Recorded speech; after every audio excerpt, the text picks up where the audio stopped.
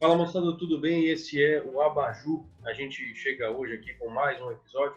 Aqui você sabe que tem análise com argumentação, bate-papo jurídico. Meu nome é Marcos Menezes, eu sou professor de Direito Administrativo, Constitucional e Ambiental e, como você já deve saber, eu me dei a missão de estar trazendo aqui alguns colegas da comunidade jurídica para a gente estar debatendo assuntos que estão em pauta na sociedade, mas sob a ótica do direito, tá bom? Hoje eu quero estar falando sobre um assunto que é, assim, delicado, é, assim, complicado de se falar, mas a gente vai falar aqui, como eu digo sempre, né, com o toque do abajur, né, que é o toque da técnica jurídica, da imparcialidade, da objetividade.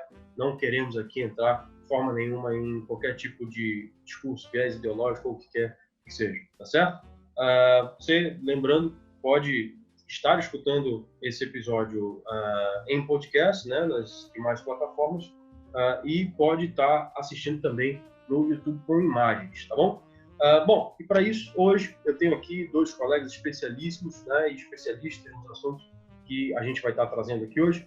Primeiro quero estar apresentando o professor Fábio Morim, que é mestre em Direito do Estado pela Universidade do Estado de São Paulo, a USP, especialista em Direito Processual pela Pontifícia Universidade Católica de Minas Gerais, a PUC Minas, e especialista em Direito Constitucional pela Escola da Magistratura do Tribunal de Justiça do Estado do Amazonas, e é professor de Direito Eleitoral da Universidade Federal do Estado do Amazonas, a UFAM, e de Processo Legislativo na Escola da Assembleia Legislativa do Amazonas. E aí, Fábio, tudo bem? E Marcos, tudo bem? Gostaria de dar meu bom dia a todos que estão nos vendo e nos ouvindo. É um prazer poder participar desse espaço democrático aberto pelo Abajur e dividir ele com uma pessoa tão ilustre quanto o professor Robson. Ainda mais para discutir um tema tão sensível e tão importante na nossa vida em sociedade. Agradeço a oportunidade e estou à disposição para a gente continuar esse debate enriquecedor. Bom, também está aqui comigo, né, o professor Robson Parente, ele que é advogado, sócio fundador do escritório Sampaio Ribeiro Monteiro Advogados Associados, mestre em Direito Ambiental do Programa de Pós-Graduação em Direito Ambiental da Universidade do Estado do Amazonas, a UEA, e professor do curso de Direito da Faculdade La Salle, em Manaus. E aí, Robson, tudo bem? Bom, boa tarde a todos primeiro, né? Boa tarde, Marcos. Prazer, Fábio. É um prazer estar aqui na Abajur, tá? Me chamo Robson, sou advogado, como o Marcos já anunciou. E é um prazer estar aqui discutindo esse tema que é tão sensível, né?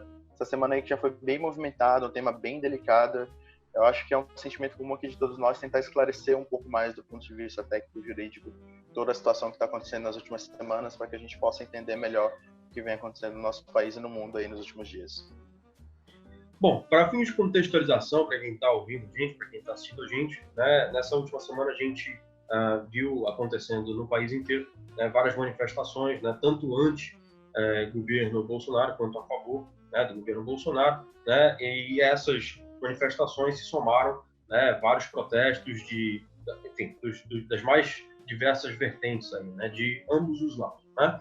Eu quero estar discutindo hoje aqui com os colegas a legitimidade, né, das manifestações, a legitimidade dos protestos, né, e todos os elementos jurídicos que cercam, né, as manifestações e os protestos, né, direito de reunião, direito de liberdade de expressão, né, e também a importância, né, do combate ao racismo, né, que levantou-se aí nesse último domingo, né, sobretudo na capital do estado de São Paulo.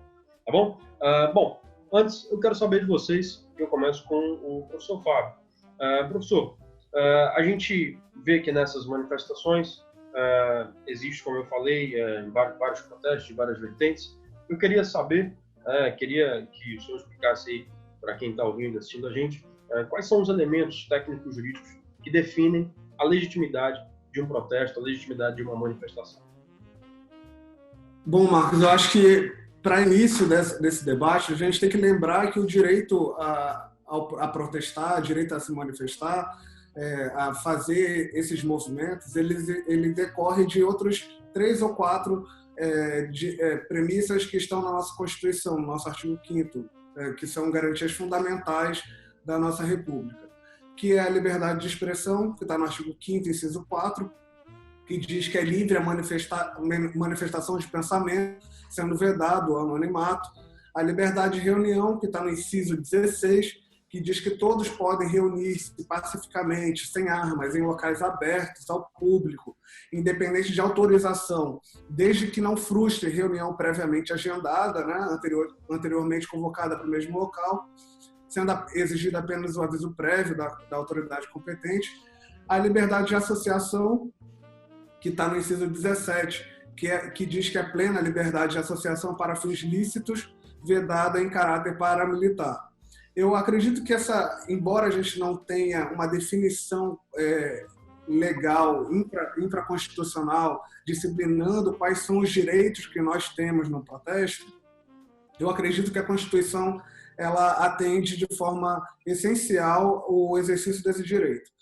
E quais seriam esses balizamentos técnicos jurídicos?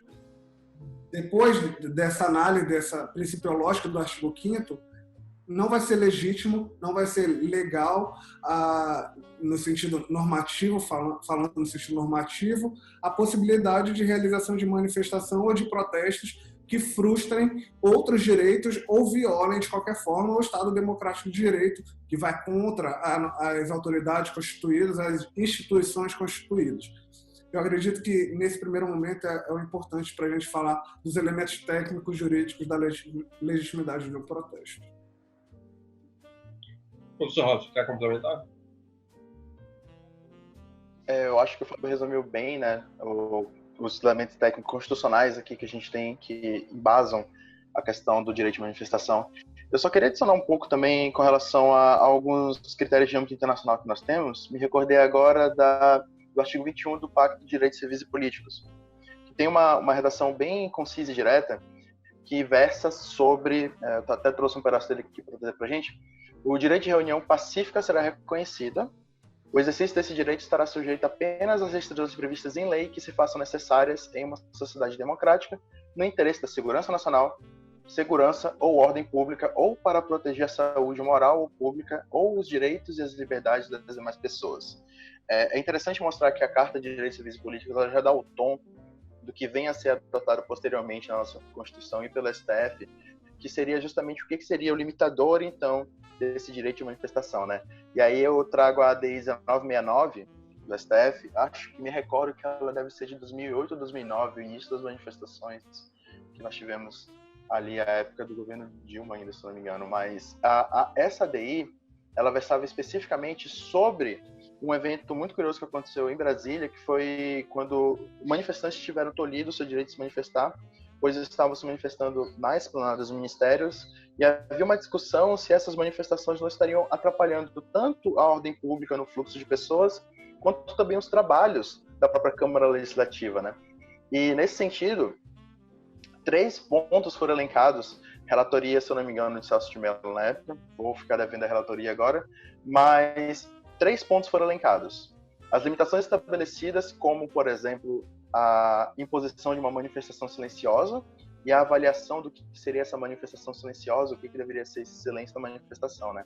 E que só seria cabível o silêncio forçado a uma manifestação se as restrições tivessem como objetivo um direito fundamental que fosse de igual hierarquia, de igual importância, né? E aí a gente entra, então, no que seria, então, esse direito de igual importância, o direito de uma manifestação, né?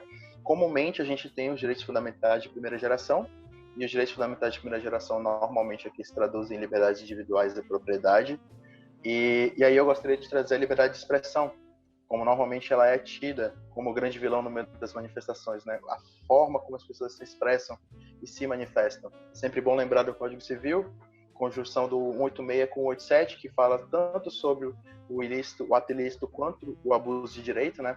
E é importante sempre lembrar, mesmo em uma manifestação, a liberdade de expressão, ela não é 100% plena. Ela também tem algumas limitações. E o abuso de direito vem justamente para dizer isso, que a liberdade de expressão não pode ser utilizada como um escudo para depredação, para atitudes vândalas ou mesmo para discurso de ódio em meio a manifestações. Acho que essa é um limitador bem importante que a gente precisa sempre destacar. Perfeito. E falando em limitações, né, eu queria exatamente trazer com vocês os requisitos, né, que traz também, por consequência, os limites ao exercício do direito de reunião. Professor Fábio, a gente tem na redação do inciso 16 do artigo 5º, né, inclusive, que tu mencionaste, a seguinte premissa: todos podem reunir-se pacificamente, sem armas, em locais abertos ao público, independente de autorização, né, desde que não frustrem outra reunião anteriormente convocada para o mesmo local, sendo apenas exigido prévio aviso à autoridade competente. Te pergunto, quais os requisitos que um estudante de direito que esteja ouvindo, esteja assistindo para a gente até atender a todos os níveis de entendimento aqui, quais os requisitos que pode se vislumbrar, pode se extrair da redação do artigo 5º, inciso 16? Bom, a redação do artigo ela é muito clara, né?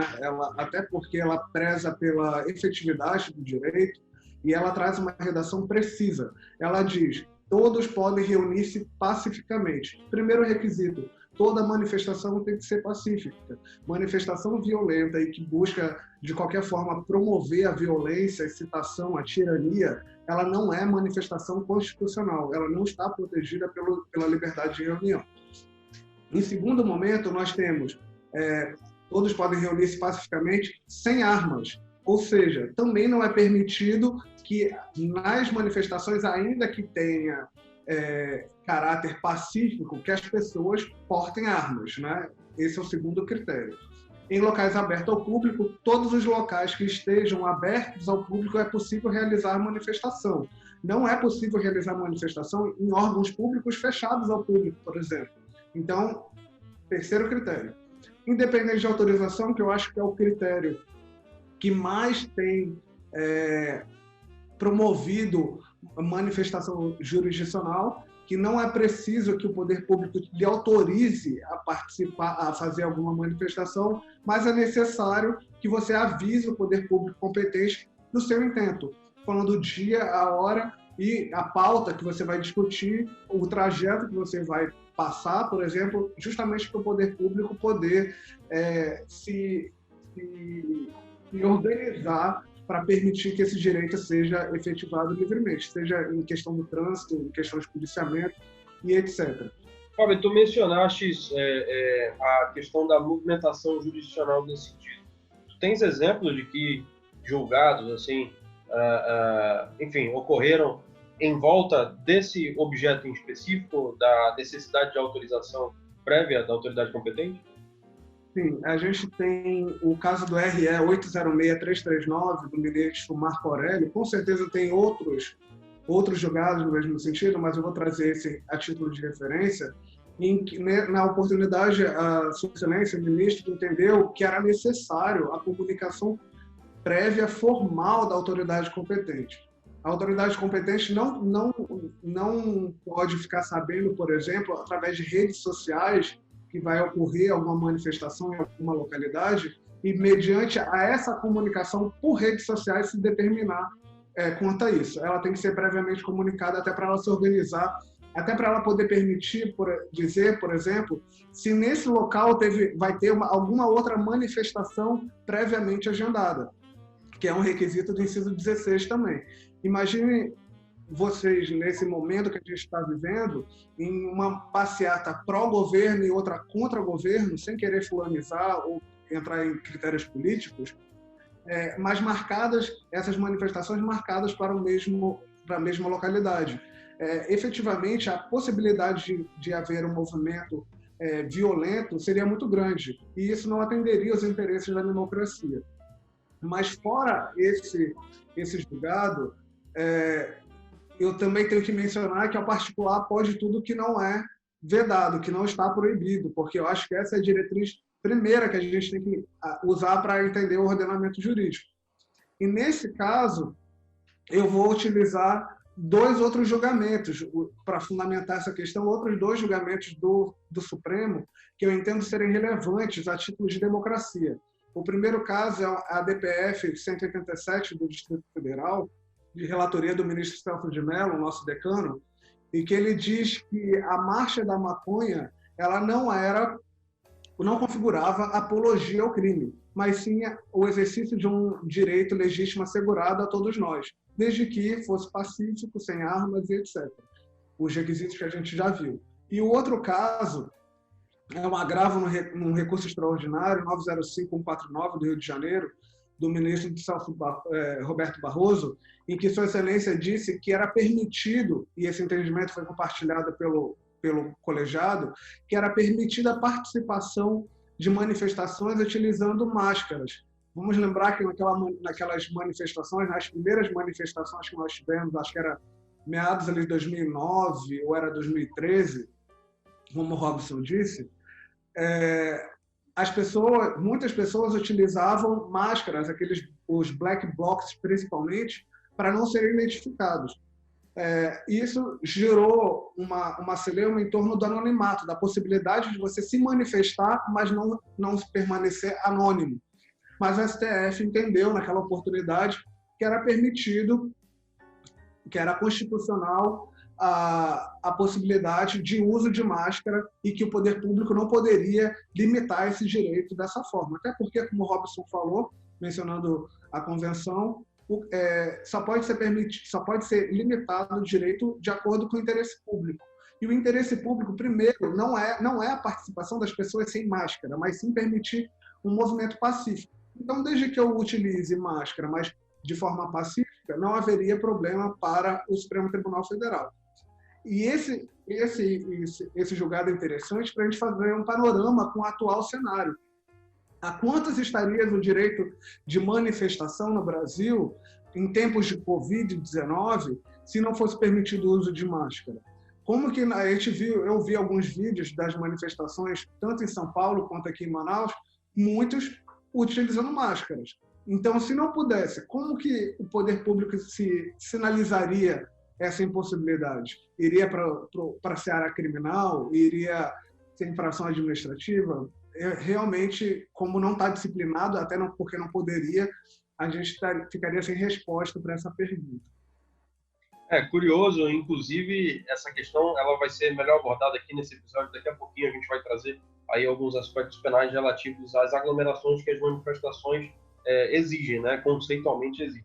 Né? Mas antes eu quero a opinião do Robson sobre esse ponto, levando em consideração até, Robson, isso que o Fábio falou, no que diz respeito a esse julgamento sobre as máscaras. Né? Eu observo que, naquele momento, eu lembro que havia uma certa discussão, né? Não naquele momento em específico, naquele momento eu, por exemplo, estava no ensino médio, em 2009, né? Mas posteriormente, né, quando esse julgado vinha à tona academicamente em análise de cenário, eu lembro que discutia-se exatamente a finalidade do uso de máscaras, né? Que era muito provavelmente, até onde se sabe, era de fato, para evitar a identificação, né? Evitar ali uma futura penalização, né? Uma futura investigação preliminar e consequente penalização dessas pessoas. Mas queria ter um comentário sobre essa questão dos requisitos ao exercício do direito de reunião. Eu acho que o Fábio condensou bem a questão dos requisitos. Eu teria poucos requisitos que eu adicionaria aí a essa lista, e eu acho que tu tocaste num que eu posso adicionar aqui, que é a questão do elemento teleológico, que a gente chama de objetivo, né? Toda manifestação tem que ter um objetivo. E entender o objetivo de uma manifestação é um exercício criativo, na verdade, porque outro dia eu estava vendo uma discussão bem interessante sobre essa questão da manifestação, e a pergunta foi a seguinte: manifestações, elas interferem no andamento político de um país? E eu fiquei pensando, será que é o andamento político do país que interfere na população que vai se manifestar, justamente para poder dar esse retorno para o movimento político e dizer, olha, não estamos satisfeitos, queremos interferir sim porque não está legal? Então, eu acho que é um círculo, né? É meio que um ciclo vicioso aí que você tem da má administração pública que incendeia a população. Só que tem um porém. O Brasil, os países americanos, vou colocar as Américas como um todo aqui, elas constantemente são vítimas de alguns esquemas de engenharia social aqui, que a gente pode enquadrar vários tipos de situações aqui, como, por exemplo, manipulação de votos, populismo, a gente pode colocar aqui, por exemplo. E aí a gente tem que abrir, por exemplo, a seguinte situação.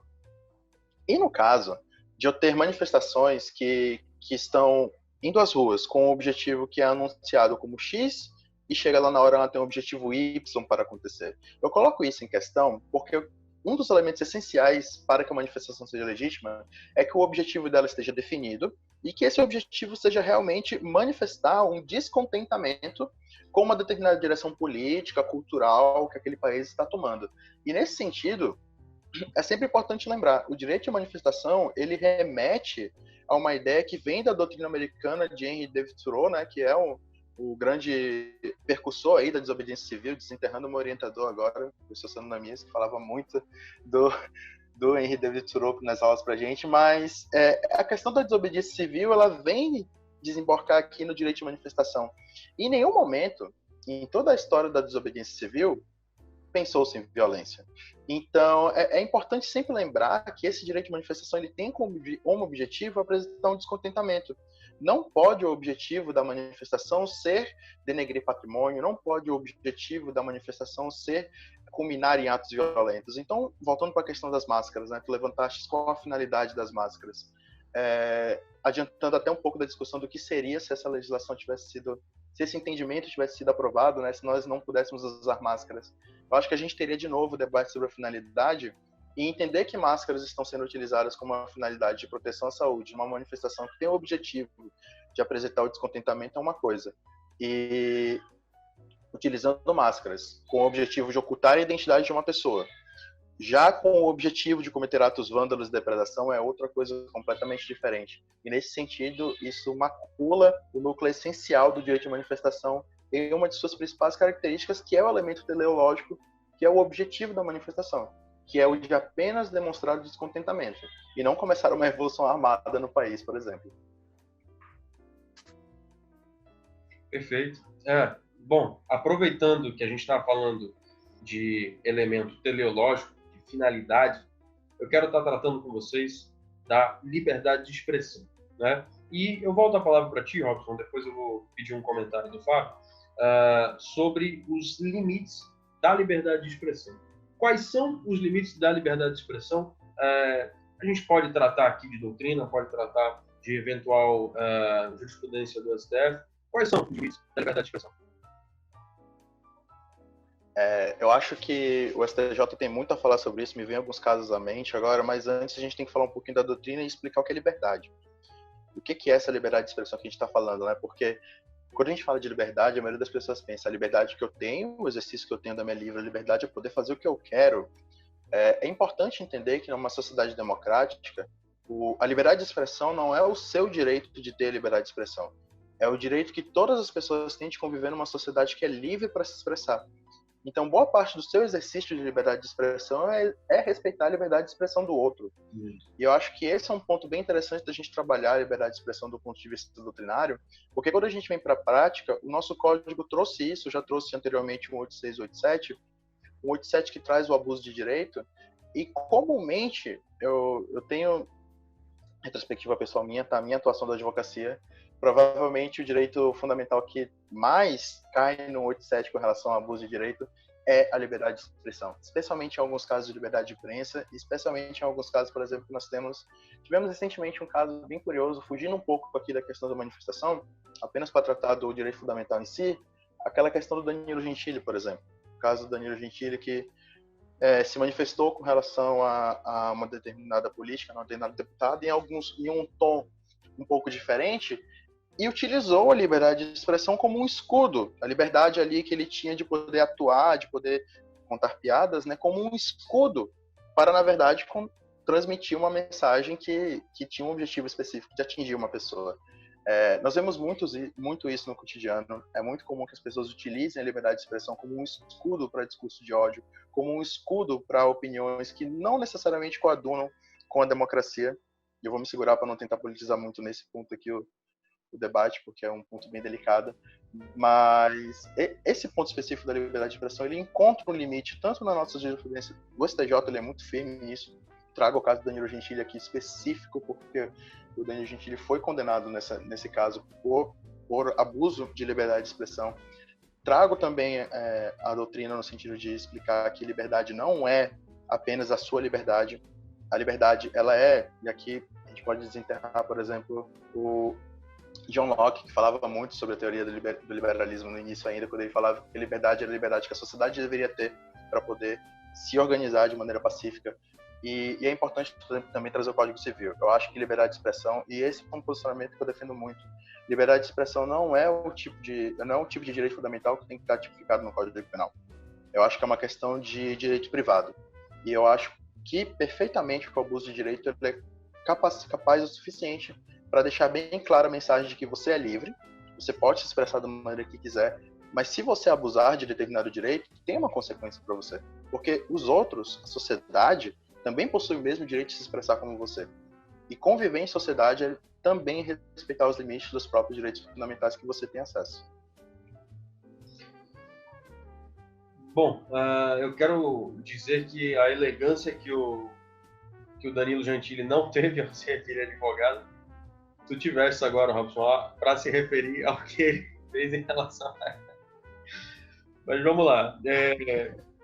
Talvez a gente discorde nesse ponto em específico da consequência penal, mas depois a gente pode tratar melhor disso. Antes eu quero ouvir o Fábio. Bom, eu acho que o Robson resumiu bem a questão de forma bem legal mesmo, e eu só tenho a concordar com o que ele disse, entendendo que são inconstitucionais e não se confundem com liberdade de expressão condutas ou manifestações que tenham por intuito ou por interesse aniquilar por meio da força o regime democrático ou o pensamento crítico ainda. Ou ainda aquelas que pretendam fazer valer a tirania, a força da violência, ou atentem contra as instituições republicanas, né, os nossos direitos fundamentais. Essas manifestações não estão, ao meu ver, guardadas ali no âmbito da liberdade de expressão.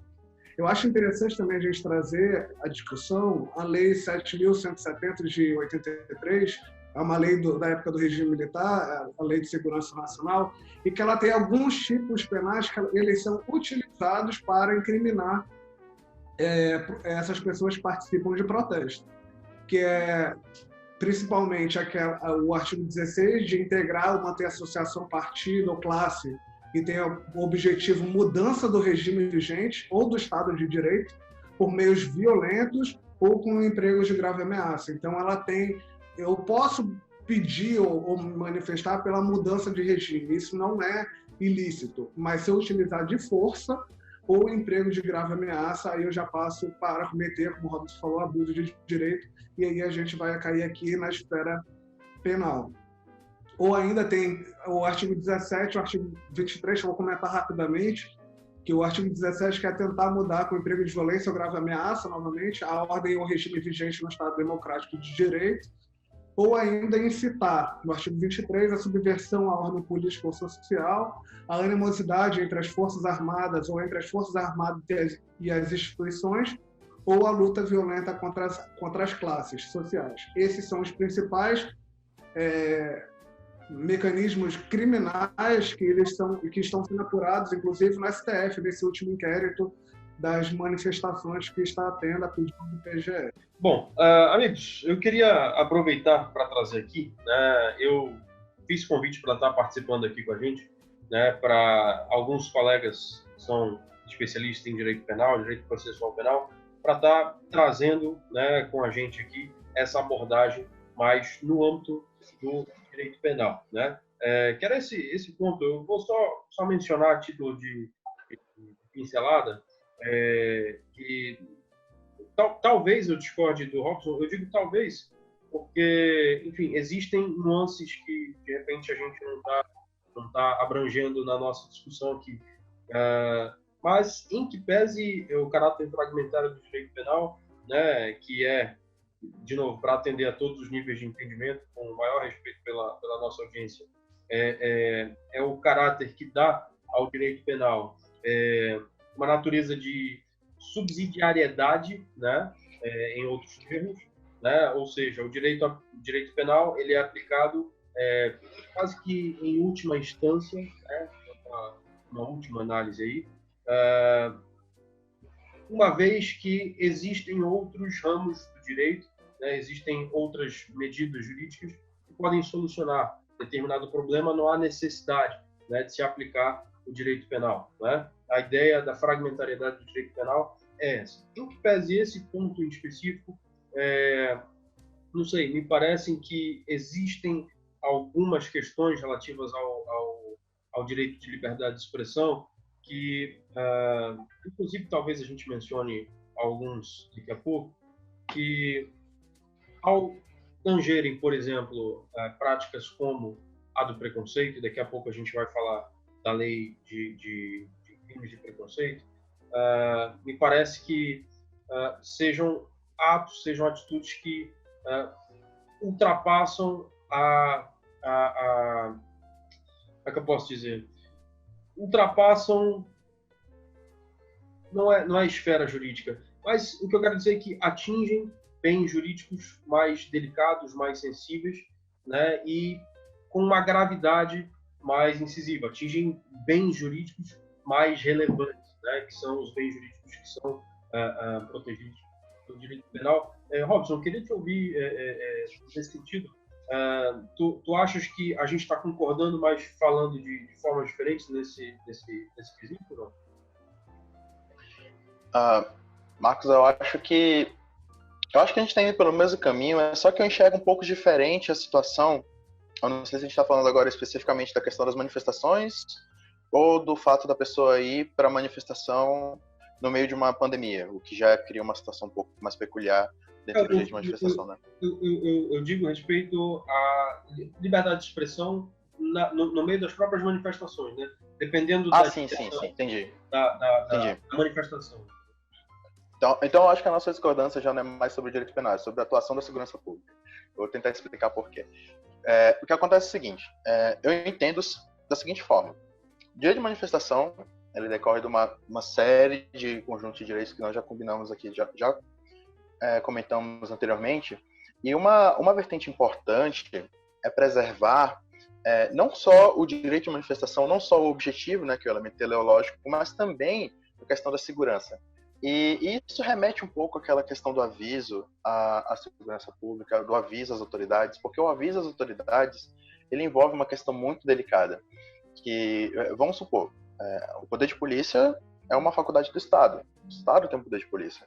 Então, eu posso dizer, então, que o poder de polícia é uma ferramenta do Estado, e, em teoria do Estado, eu vou remontar um pouquinho aqui, em teoria do Estado, a gente tem que o Estado ele precisa ser limitado, né? A função da Constituição é limitar o poder do Estado para garantir direitos individuais e coletivos do cidadão.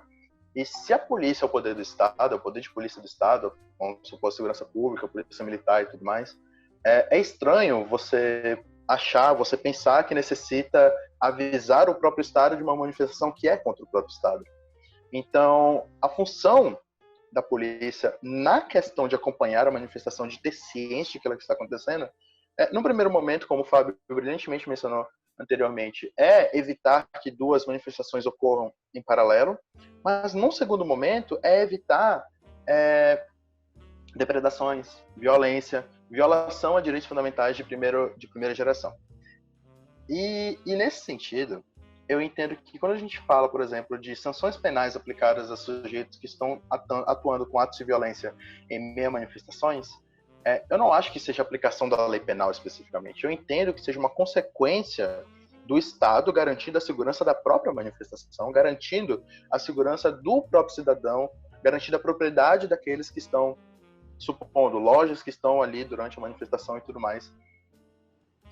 O que eu penso é que, nesse caso, a liberdade de expressão, ela passou daquele limite lá do que é o exercício legal de direito. E nesse momento que ela passou, existe sim um ato de coibir. Eu diria que lato sensu, se, por exemplo, eu estou superando em muito minha liberdade de expressão e invadir a propriedade privada de uma outra pessoa, vamos supor a honra dela, por exemplo. Eu entendo que o direito civil ele é plenamente eficaz para isso. Tanto que no próprio direito penal a gente tem a separação das ações penais entre ações penais públicas incondicionadas, ações penais públicas condicionadas, e nós temos as ações penais privadas, que são justamente o braço que vem falar do direito à honra. Então, no ramo das ações penais privadas, a gente tem, por exemplo, a consequência de injúria, calúnia e difamação. Então, no próprio direito penal, a gente já tem um raro braço privado ali para tratar um pouco dessa questão do dano à dignidade e da liberdade de expressão. Ainda nesse sentido, se eu entendo que a liberdade de expressão ela pode perfeitamente ser resolvida por meios particulares, ela vai ser sempre resolvida dessa forma. No caso das manifestações, talvez seja o caso de entender que você não está protegendo o indivíduo, você está protegendo uma coletividade. E aí a gente entraria, portanto, naquele conceito de que para defender a coletividade, eu tenho as normas penais que defendem, por exemplo, aqueles atos que não agridem só o indivíduo, mas agridem a sociedade como um todo. E aí eu teria, sim, a aplicação da lei penal. É uma questão um pouco complexa. Tá? Eu acho que para discutir liberdade de expressão de uma forma um pouco mais ampla, a gente teria que discutir a própria legitimidade do Estado democrático, teria que discutir um pouquinho o conceito de que seria um Estado um pouco mais solto, né? Teria que ser uma outra discussão. Então, estou tentando limitar ela aqui para a questão das manifestações mesmo, porque liberdade de expressão é sempre um tópico delicadíssimo de tratar quando o assunto é manifestações. Eu acho que a baliza aqui mesmo é evitar os exageros, evitar o abuso de direito, e se tiver abuso de direito, a segurança pública está informada justamente para estar lá e coibir os atos. Agora, uma nota importante, né? É importante que a segurança pública saiba diferenciar o que são abusos de direito do que é exercício regular de direito. E, de novo, sem querer politizar, uma questão que entra muito, por exemplo, em voga é a presença de armas em manifestações, que é uma questão que rotineiramente é sempre argumentada em manifestações. Como, por exemplo, tem um parecer da Polícia Militar de São Paulo, acho que tem uns 2 anos isso, na última manifestação que teve em São Paulo, ainda na época do impeachment, deve ter uns 4 anos. E o que acontece? Foi argumentado que o uso de, por exemplo, tacos de beisebol ou armas brancas durante manifestações não se enquadraria como como utilizar armas durante a manifestação, né? Que é um dos requisitos para ela ser uma manifestação pacífica. O uso da arma branca sim enquadraria a arma branca como uma arma de fato, e aí sim o ato como violência. Só que é importante entender que quando a gente fala de violência nas manifestações, ainda no sentido da liberdade de expressão, não é só a violência física, é também a violência moral. Então a gente entra num outro âmbito aí do que pode ser considerado uma arma, por exemplo. Uma cena que ficou muito famosa, eu não vou usar a cena mais recente, vou usar uma anterior, que foi de um taco de beisebol que havia a escritura Direitos Humanos. E se você nunca usou esse taco de beisebol, de acordo com a portaria da Polícia Militar de São Paulo, esse taco de beisebol não é uma arma. Mas desculpa, qualquer pessoa que defenda a liberdade de expressão, olha um taco de beisebol com a frase Direitos Humanos, sabe o que aquilo significa. Isso é uma imagem agressiva.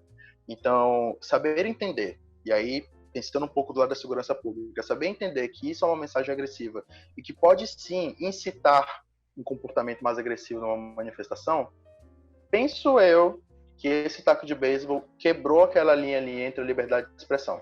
Já passou um pouquinho para incitação à violência, por assim dizer. E acho que esse é o limite que a gente tem sempre que observar quando o assunto é manifestações, dada a delicadeza dos ânimos e manifestações, especialmente no momento que a gente está agora, né? Nós não apenas temos manifestações políticas por um tema delicado, mas manifestações políticas por um tema delicado em meio a uma pandemia, com pessoas que estavam em quarentena há 40 dias e estão saindo às ruas. Então, é extremamente delicado e eu acho que é um trabalho 60, realmente... 70 dias.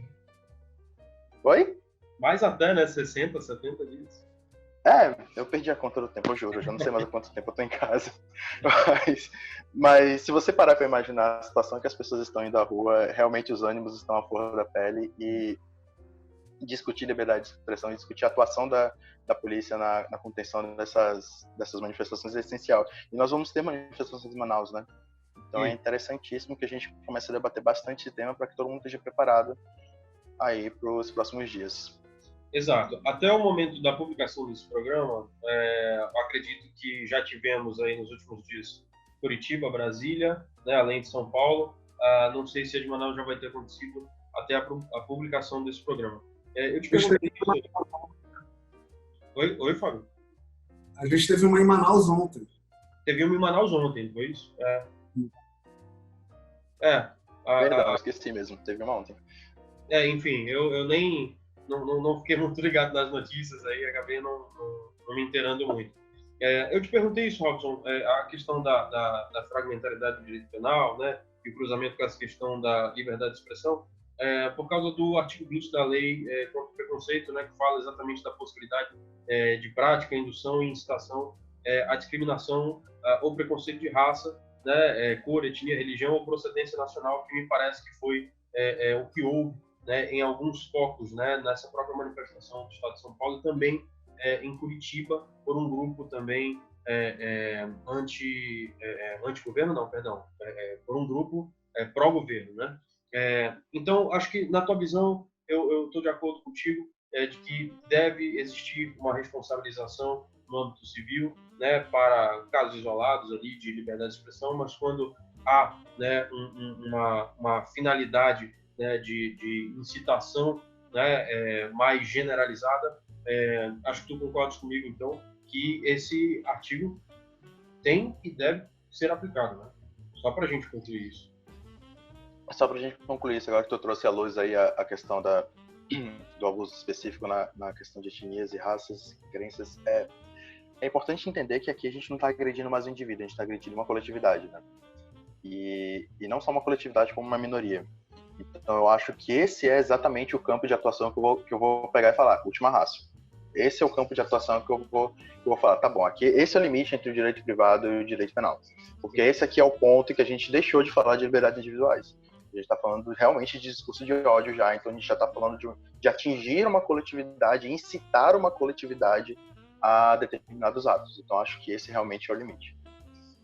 Perfeito. Só para complementar até nessa mesma questão, é porque quando a gente pensa em direito civil para reparação desse abuso de liberdade de expressão, a gente não tem como pensar nele a míngua de coletividade pelo poder público. O poder público ele não é parte ativa, legítima para figurar em ação de indenização por danos morais, por exemplo. O artigo 5º, ele é um limite ao poder público. O poder público não pode utilizar do artigo 5º para se beneficiar.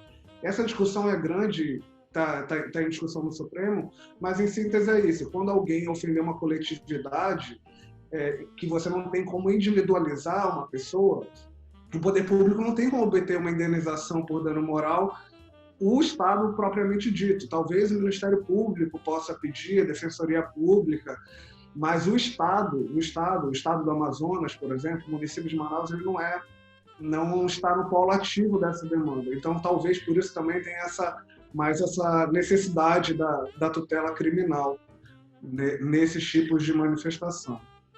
Posso só dar uma complementada aqui, só porque esse tema aqui ele é bem interessante, né?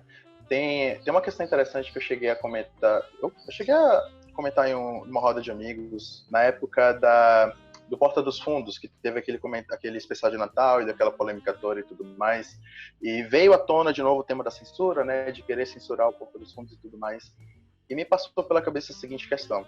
Talvez seja uma questão cultural. Porque, como o Fábio levantou agora, existem instituições que são legitimadas, né, pela 7347, que é a Lei da Ação Civil Pública, para agir em prol da coletividade. A Defensoria Pública, por exemplo, faz muito isso recentemente. O Ministério Público, né, faz bastante. E talvez fosse o caso das associações começarem a se empoderar e se apropriar desses institutos. Porque eu fico pensando, será que não seria muito mais útil, ao invés de tentar... Estou utilizando o caso do Porta dos Fundos, tá, porque é um exemplo. Não que eu esteja me manifestando sobre o caso em si. Mas não seria mais o caso de uma coletividade, vamos supor, coletividade cristã, organizada numa forma de uma associação, mover uma ação coletiva contra o Porta dos Fundos e exigir uma indenização e uma reparação diante da comunidade daquela coletividade? Não seria muito mais prático do que uma questão cultural nossa que a gente tem de acionar o direito penal e querer censurar? Porque parece que é uma coisa meio cultural nossa de querer correr no direito penal. E você vê isso nas pequenas coisas. Nas pequenas coisas você vê, por exemplo, não, eu vou processar aquela pessoa por injúria. Pede uma indenização. Sabe, é uma coisa cultural nossa. Então isso, no âmbito coletivo, eu penso que é possível. É uma coisa muito comum, por exemplo, nos Estados Unidos, quando a gente vê as class actions. Mas a gente não pegou essa cultura aqui no Brasil ainda. Eu torço para que ela chegue aqui um dia, porque eu acho que é uma modernização que a gente precisa. Eu acho que o nosso próprio direito penal e o nosso próprio Estado precisa que o cidadão tome ciência desses instrumentos e que a gente possa utilizar eles de uma maneira um pouco mais prática. Só para complementar a informação, aqui no estado do Amazonas, por exemplo, a gente tem, eu não lembro o número de promotorias agora, mas a gente tem, no mínimo, uma promotoria destinada aí aos direitos humanos, à cidadania, que se importa exatamente com causas como essa questão enfim, direitos de uma coletividade ofendidos, né, por casos, inclusive, de liberdade de expressão, né, que seja contrária a algum princípio, né, dessa coletividade. Bom, gente, já falamos aqui das manifestações, né, aqui no Brasil. Eu queria só traçar um paralelo, até para fins de estabelecer elementos culturais, né, que a gente consegue vislumbrar entre as manifestações ocorridas no Brasil e as manifestações ocorridas nos Estados Unidos, depois daquela situação ocorrida com o George Floyd, né? Que, enfim, me parece que causou uma mobilização muito grande, né, em prol de uma causa que, não vou dizer que estava adormecida, né, mas que talvez não tivesse a intensidade, né, de comoção, não só nacional, mas mundial, como foi levantada de novo nessas últimas semanas, aí, desde que esse ocorrido veio à tona, né? Que paralelos, Fábio, começo contigo, que tu vislumbras entre as manifestações ocorridas nos Estados Unidos e as no Brasil? Marcos, primeiro, eu gostaria de abordar a questão da limitação da circulação das pessoas no Brasil, para a gente poder compreender a legalidade ou a ilegalidade dessas manifestações. O artigo 268 do nosso Código Penal, ele estabelece o crime de perigo de contágio, de moléstia, né? Não vou lembrar o nome correto agora. É uma norma penal em branco que estabeleceu quando que as pessoas serão criminalizadas por propagar ou por expor a risco a coletividade. Essa norma penal em branco, ela foi regulamentada por uma portaria do ministro Sérgio Moro com o ministro Mandetta, ainda em março de 2020, a portaria interministerial número 5, e que ela regulamentou a Lei 13.979, a lei das nossas manifestações do isolamento social, etc., em virtude do Covid, que foi aprovado agora em fevereiro de 2020. Eu sou um crítico muito grande dessa legislação. Já escrevi um artigo sobre a inconstitucionalidade de decretação de lockdown por prefeitos e governadores, porque eu entendo que isso é uma limitação do direito de ir e vir. É a restrição de um direito de primeira geração que foi assegurado na nossa Carta Magna. E para que isso ocorra, para que haja essa limitação desse direito de ir e vir, a mim me parece necessário que seja adotado algum dos mecanismos de crise da nossa Constituição. E quando eu digo mecanismo de crise, eu estou falando do estado de exceção, do estado de exceção, que seria estado de sítio ou estado de defesa. E a lógica é muito clara. O artigo 136 da nossa Constituição, parágrafo 1º, ele estabelece que o presidente da República pode, ouvido o Conselho da República, o Conselho da Defesa Nacional, decretar o estado de defesa e que no decreto de estado de defesa pode haver restrição de direitos, inciso 1, linha A, de reunião, ainda que exercido no seio das associações. Não me parece plausível, portanto, que um decreto possa limitar esse direito. Se a Constituição Federal diz que esse direito só pode ser limitado no caso de estado de exceção, não poderia legislação infraconstitucional cercear esse direito, porque é um direito de índole maior, né? Aquela pirâmide de Kelsen que a gente sabe, não é o STF no topo, é a Constituição Federal, e a Constituição Federal ela não transige com a limitação de direito, senão na forma que ela regulamenta. A gente poderia falar, mas há colisão de dois direitos aqui, dois princípios, que seriam o direito à saúde e o direito à liberdade de expressão. E na ponderação dos princípios, um vai prevalecer sobre o outro, desde que não anule o núcleo fundamental. Eu concordo com a parte da teoria do Alex, na ponderação de princípios, mas eu não concordo com a limitação dos direitos se não há colisão na forma da Constituição. A Constituição previu claramente qual é a forma que você limita os direitos. Se você tenta, por alguma outra modalidade legislativa, cercear esse direito, essa modalidade ela é inconstitucional. A gente não resolve pelo prisma da ponderação. A gente resolve pela da legitimidade do instrumento normativo. E outra questão interessante também, que quando eu fui fazer esse artigo, eu li, é que essa lei 13.979, que estabeleceu a possibilidade de quarentena e de isolamento, ela não se aplica a todos nós. Ela se aplica a quem está doente ou contaminado, ou a coisas contaminadas, ou a quem tem suspeita de contaminação, que veio de país, por exemplo, que tem alto índice de contaminação e etc.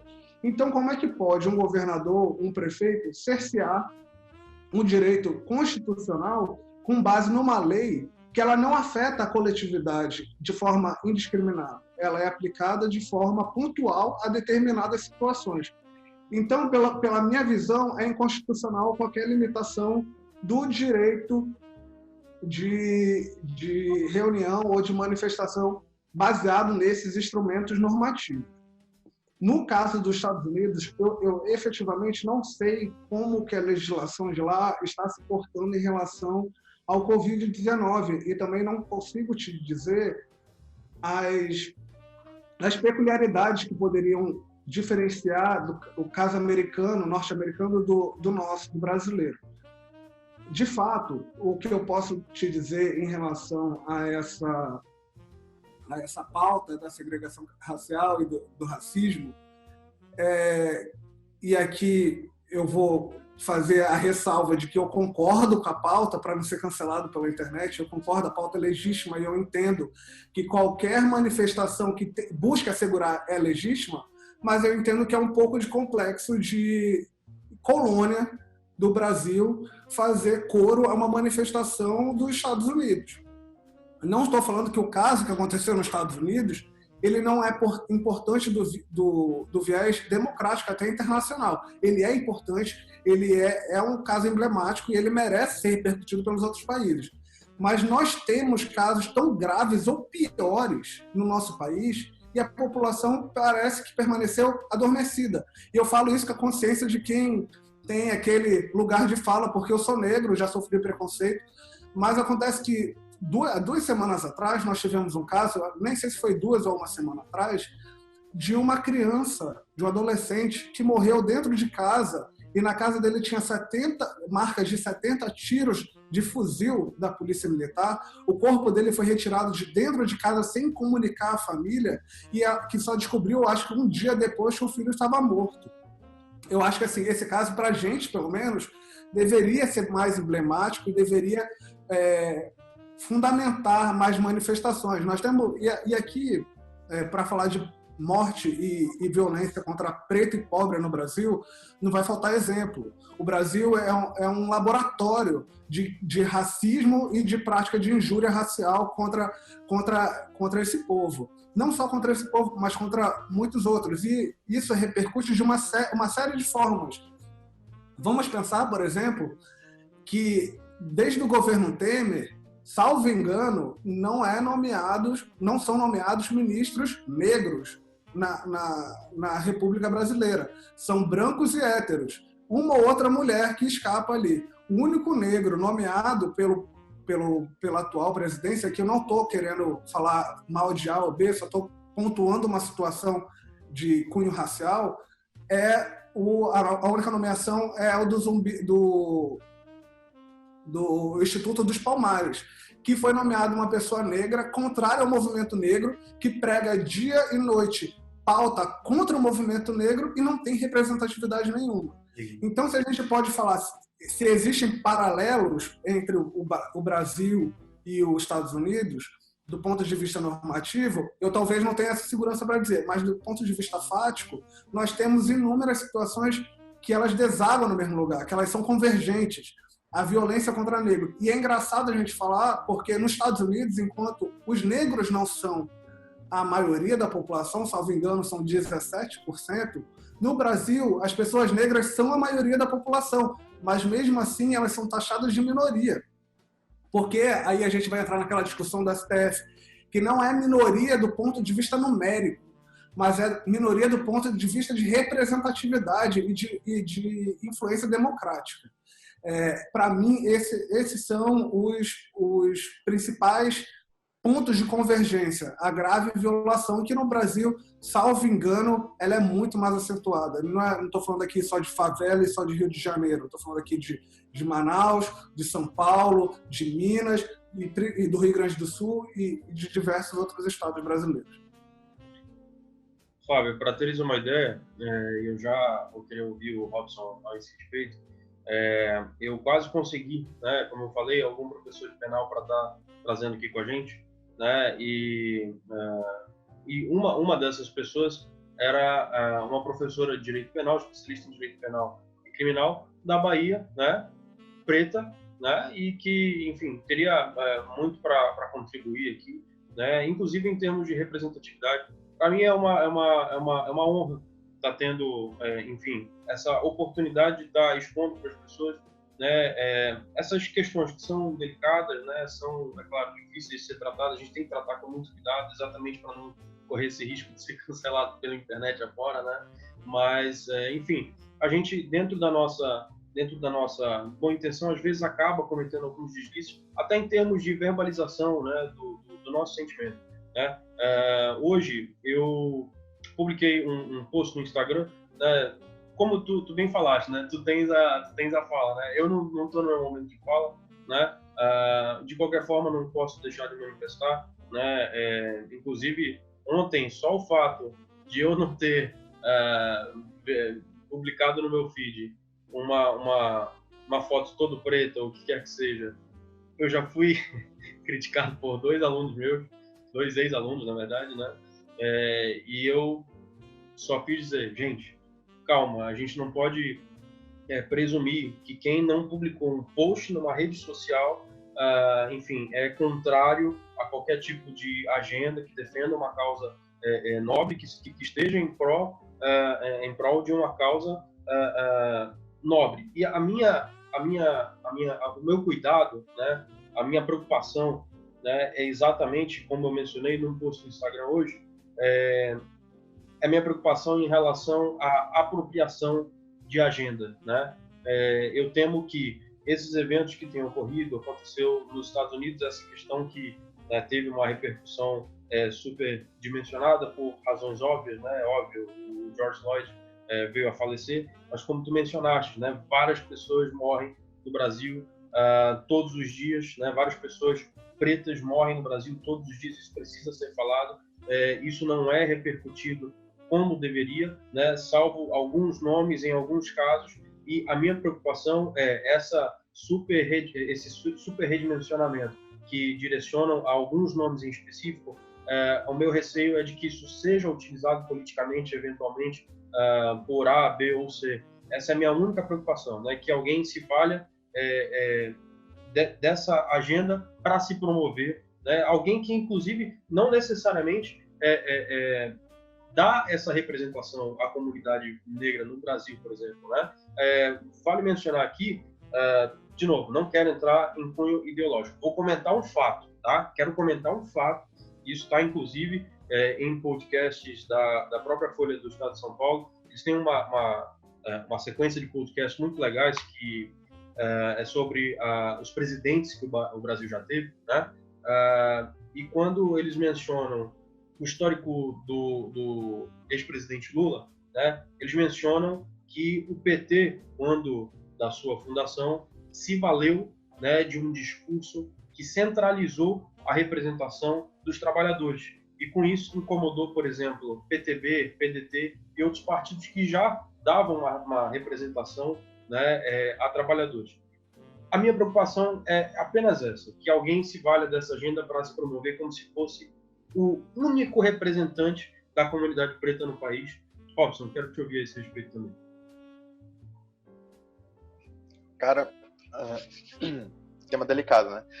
Em primeiro lugar, assim, essa questão de sequestro de pautas, né? A gente chama de sequestro de pautas isso em ciência política, e isso é algo extremamente comum na política, assim, já é algo histórico. Se a gente eu vou tentar fazer um resumo breve aqui, tentar remontar, por exemplo, o surgimento, por exemplo, do mercantilismo, quando nós tínhamos os mercadores e os antigos reis, por exemplo, lutando ali pela diminuição das taxas entre estados. Nós tivemos o primeiro conceito ali de progressistas e conservadores, né? Os amigos do rei e os progressistas. Futuramente nós tivemos a Revolução Francesa ali, também os vermelhos e azuis, né, surgiram na Revolução Francesa como esquerda e direita, como progressistas e conservadores também. Só que tem uma questão interessante. O mesmo mercador que era a esquerda, por assim dizer, que era progressista contra os reis, quando da Revolução Industrial, se tornou conservador. Ele começou a querer conservar o poder que ele adquiriu. E aí surgiu uma nova esquerda, né, uma nova ala progressista, que era a ala dos trabalhadores lá no começo do século XX, que vê o surgimento dos sindicatos, né, direitos trabalhistas, do OIT surge ali no começo do século XX também, República de Weimar, e aí a gente tem uma tentativa de ascensão e, Primeira Guerra, o coletivismo cai, temos aí o liberalismo em ascensão até 29. Chega 29, crise de 29, crise da Bolsa, e o liberalismo em declínio, sobem as tendências do welfare state, né? E aí nós temos uma nova ala conservadora, porque agora essas pessoas que eram coletivistas e estão no poder, querem manter o poder. É uma história que aconteceu recentemente aqui, por exemplo, no Brasil, quando a gente tem, por exemplo, o Partido dos Trabalhadores unificando pautas, chega ao poder, e quando chega ao poder ele é modificado pelo próprio poder, né? Ele vira o Estado conservador e nós temos uma nova ala liberal, que foi, inclusive, o que motivou a eleição do nosso atual presidente, que agora é ala conservadora e nós temos uma nova ala liberal. E é engraçado como sempre quem está no viés progressista adapta suas pautas de acordo com seus interesses. Uma pauta que é constantemente sequestrada de um canto para o outro, por exemplo, é direitos de mulheres, direitos civis e políticos de mulheres. É uma pauta que já foi de direita, já foi de esquerda, já foi de centro, já foi de todo mundo. E é engraçado, porque é uma pauta liberal, né? É uma pauta de direitos e garantias individuais. Mas os liberais não defendem mais. Os liberais já não acham mais interessante, porque essa pauta foi colocada num núcleo, junto com direitos de minorias, direitos de homossexuais, tudo foi colocado num bolo só, como se fosse a mesma coisa, quando não é. Um caso muito curioso que surgiu há uns dias atrás foi, se não me engano, era o Jay-Z, que é ex-marido da Beyoncé, ou o atual, não me recordo agora, e ele foi entrevistado sobre as lutas que a Beyoncé enfrentou para chegar onde ela está hoje. E ele disse que entende, mas que também não é como as pessoas falam. E ele foi altamente criticado, porque ele não entende o preconceito, ele não entende que a mulher sofre, ele não entende como a mulher chega lá, e todo mundo esqueceu que ele é negro. Esqueceram que ele tem a luta dele também. Esqueceram que ele também teve que lutar para estar lá, tá? Então, as próprias pessoas ignoram o que acontece uma com a outra. Sobre o que aconteceu nos Estados Unidos e como isso faz um paralelo aqui no Brasil. Acho que esse é um tema importante que a gente tem que levantar também.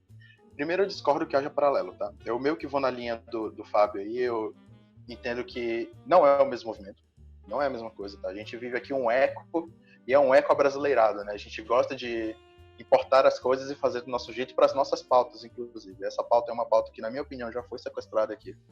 Tá? A gente já colocou tudo. Daqui a pouco tu vai ver o Lula se manifestando sobre isso, politizando um pouquinho só, para deixar claro o que eu entendi de sequestro aqui que já pode estar acontecendo. Mas sobre essa questão de racismo um pouquinho, os Estados Unidos vivem uma realidade totalmente diferente do Brasil com relação ao racismo. Mesmo ele sendo uma porcentagem muito menor, como o Fábio muito bem trouxe, os Estados Unidos possuem sim uma estrutura de poder que foi criada para segregar os negros. Tá? Nós temos uma estrutura de... Acho que todo mundo sabe da história dos ônibus que possuem assentos exclusivos, horários de circulação, bairros específicos de moradia. Uma história curiosa que eu abordei outro dia foi a criação do salário mínimo americano. A criação do salário mínimo nos Estados Unidos visava excluir o negro, pois ele era mais barato que o salário mínimo, mas aceitar o imigrante irlandês, porque ele era qualificado, então ele estava acima do salário mínimo. Então, a base do mercado de trabalho era o imigrante, não o negro, ele ficava desqualificado e, portanto, ficava excluído à margem da sociedade.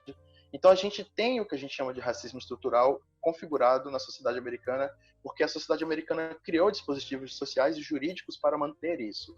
Tanto que muito da luta do Luther King, né, vem em cima dessa questão de tentar criar a tal da representatividade. Representatividade, que é um conceito muito caro para a democracia e é um conceito que a gente precisa atualizar no mundo.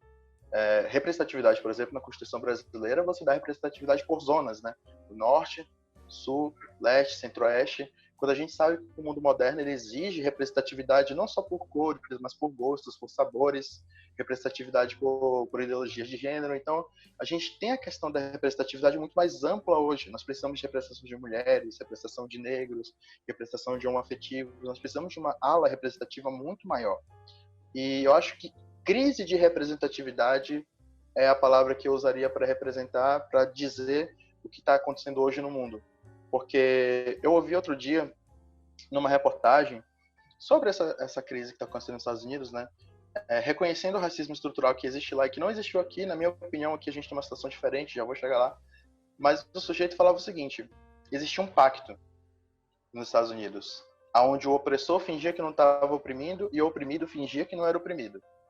O problema é que uma hora esse pacto quebra, uma hora o oprimido para e pensa: peraí, todos os policiais são brancos, todos os políticos são brancos, todo o legislativo é branco, quem é que está me representando e falando a minha voz? Quem que está me escutando nessa história? E aí começa o estopim das coisas, né? E os Estados Unidos, ele é um laboratório muito grande de estopins de guerra racial, né? O movimento Antifa, que está surgindo na internet aí, que está reerguendo, tem uma história bem interessante, por exemplo, com essa estrutura racial, porque embora ele nasça como um movimento antifascista, nos Estados Unidos ele sofre uma adaptação. Ele já não é mais um movimento antifascista, ele já se torna um movimento antirracial, apropriado já pela cultura americana. O movimento antifascista ele tem uma história bem engraçada com os Estados Unidos. Eu acho que isso explica um pouco de como os Estados Unidos são uma cultura que adapta do seu jeito a forma como eles vão organizar sua estrutura social. Porque o que acontece com o movimento antifascista é bem engraçado nos Estados Unidos. O movimento antifascista ele nasce na Alemanha, né? Nasce inspirado por um casal que é Sophie e Hans Kohl. Posso estar confundindo os nomes. São hoje homenageados, inclusive, no Museu de Valhalla, na Alemanha. E eles começam a luta contra o nazismo lá, com uma bandeira católica, com uma bandeira cristã. E esse movimento começa a ganhar força na Europa, e ele atinge os Estados Unidos durante o período da Segunda Guerra. Só que quando ele atinge os Estados Unidos, acontece uma coisa bem curiosa. Ele não consegue crescer. Não existe uma onda antifascista nos Estados Unidos. Primeiro porque não é uma realidade americana combater fascismo. Isso é uma realidade europeia. Então, para fazer essa adaptação de como nós vamos combater, então, atrocidades que estão acontecendo nesse país. Qual é a atrocidade que acontece aqui? A atrocidade que aconteceu nos Estados Unidos era a desigualdade racial. Então, esse movimento antifascista, ele vira, nos Estados Unidos, um movimento antirracismo. E é curioso porque a gente vê, recentemente, nas manifestações que nós temos de rua, nos Estados Unidos, nós vemos movimentos antifascistas surgindo, mas com uma entonação, na verdade, de antirracistas, né? Eles se denominam pessoas que não são apenas contra o racismo, mas sim ativamente contra os racistas, né? O que é um movimento já um pouco mais, com viés um pouco mais violento. Mas isso vem nos mostrar que na cultura americana, a violência e a conquista pela violência faz parte da cultura americana, o que é totalmente diferente da cultura brasileira. Os americanos tiveram uma guerra de secessão para conquistar a liberdade deles. Nós ganhamos a nossa, perdão pela expressão, nós ganhamos a nossa numa canetada. Então, é uma história completamente diferente. A história de como os americanos foram conquistando seus direitos e de como o Brasil foi conquistando seus direitos, né? Então, nós somos uma democracia muito jovem nesse sentido. Algumas pautas delicadas, por exemplo, como o racismo, são entendidas de uma maneira muito mais segregadora nos Estados Unidos. Existe uma segregação muito maior, existe uma reação muito violenta, e, por favor, não confundir a reação violenta do oprimido com a violência do opressor, são coisas bem diferentes, tá? Mas no Brasil a gente não tem esse mesmo impacto. Um grande exemplo foi a morte do João Pedro, que o Fábio trouxe aqui, né? Que não gerou o impacto dos brasileiros com os brasileiros. Então, penso que a gente tem aqui um eco de uma insatisfação que está acontecendo, e é uma insatisfação legítima, tal, que aconteceu com o George Floyd, é uma insatisfação legítima, mas seria muito legal se a gente tivesse o jeito brasileiro de se sentir satisfeito e reagir a isso, sabe? O brasileiro sempre foi um povo bem pacífico, bem democrático, não é um povo muito de conflito. E tentar inserir uma cultura de conflito, como a gente está tentando, inclusive, puxar um pouco do americano, não está dando muito certo. Eu torço para que a gente tenha um desfecho feliz para essas próximas semanas, porque a confusão de design cultural, a confusão de interesses, a confusão de estímulos que está sendo jogado nas ruas nesses dias, pode ter uma combinação catastrófica ou pode ser um grande aprendizado para nós como democracia. Eu acho que o tempo vai dizer como é que a gente vai desenrolar nos próximos dias isso aí. Só complementando aqui o Robson, efetivamente, essa questão dos Estados Unidos de segregação, ela foi muito maior do que no Brasil, né? Mas a gente tem que entender também que a gente vive uma situação de segregação racial que ela não é legitimada pela lei, mas ela ocorre de forma fática. Na população, eu acho que todos nós compartilhamos disso. Os negros têm um índice de desemprego 50% maior do que os brancos. Os negros contribuem com o PIB do Brasil apenas em 20%. A taxa de analfabetismo dos negros é maior do que a dos brancos. Então, assim, a gente tem diversos fatores que identificam que realmente no Brasil ainda existe esse racismo estruturado. Não é por outro motivo que a gente tem cotas afirmativas, né, para ingresso de negros, pretos, no poder público, em universidades, etc. A violência policial também ela é maior em relação aos negros do que com os brancos. E aquele discurso que a gente sempre ouve, né? Lá no Rio de Janeiro, por exemplo, o policial não age lá na Barra da Tijuca da mesma forma que age quando sobe o morro, né? Parece que os direitos dependem da classe social ou da questão da cor, o que a Constituição não transige. Fábio, eu vi um vídeo, minha irmã mandou um vídeo de um agente do FBI sendo abordado por dois policiais, provavelmente de uma instituição hierarquicamente inferior, mas também policial. Assim, o agente do FBI, só para deixar claro, ele não estava identificado como tal, ele era preto, né? Ele foi abordado pelos dois policiais, os dois brancos. Os dois chegaram nele, enfim, algemaram ele, e ele fala: bom, eu não sou quem vocês acham que eu sou, né? Eu não sou quem vocês acham que eu sou. E aí ele falou: pega minha carteira. E aí o policial, um dos policiais pega a carteira, quando olha, o cara é agente do FBI, estava escalões acima dele.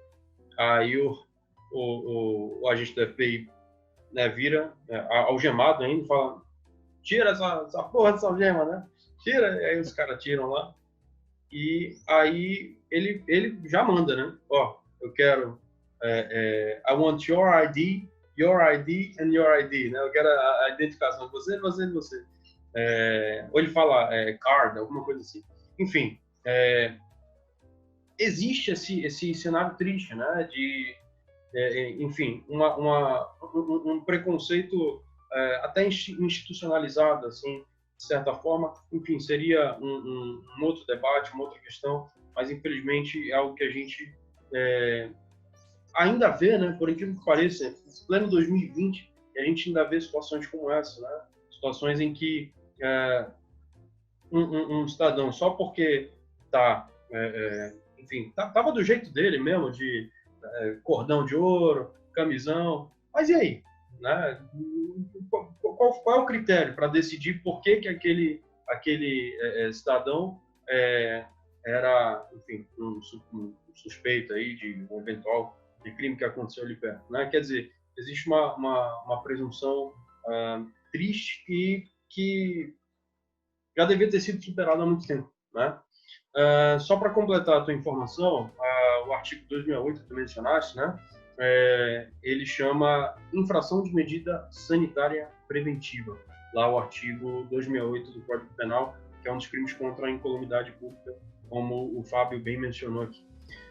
Gente, para a gente passar então, né, para a nossa reta final, eu queria trazer com vocês ainda duas questões relativas a todos esses direitos que integram, né, a manifestação, o protesto, né?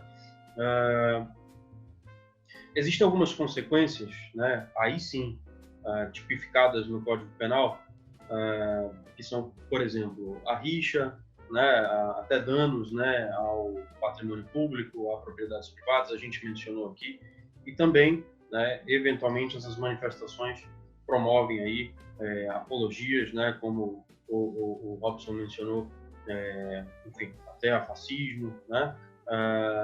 E aí eu quero perguntar de vocês o seguinte: o fato de essas condutas serem penalizadas E aí é mais uma questão de opinião pessoal, talvez, mas queria que vocês opinassem exatamente sobre esse ponto.